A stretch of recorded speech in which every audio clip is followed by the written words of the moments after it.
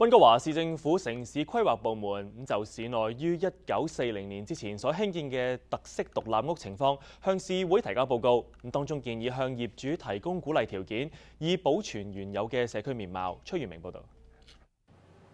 呢一啲類似溫市西區 Arbutus Ridge 一帶嘅特色屋，正以每年1000間嘅速度被拆卸重建。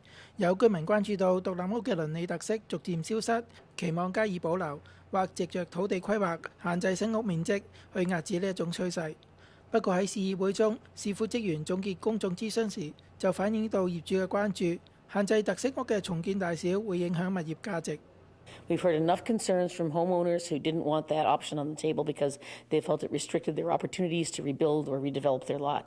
故此，市議會將會喺日後制定特色屋嘅土地規劃政策時，透過獎勵嘅方式去增加獨立屋嘅兼容性，例如翻新為可分租嘅多戶住宅或者係加建屋，增加居住人口同房屋嘅類型，去配合溫市可負擔房屋政策。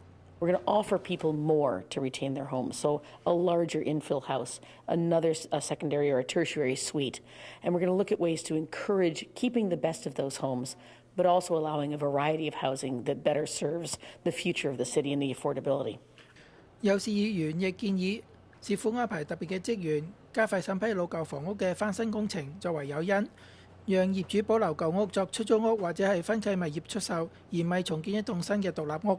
議會將會喺4月底就市府職員嘅報告同建議作出討論同議決。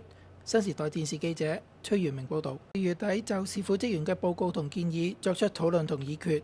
新時代電視記者崔元明報導。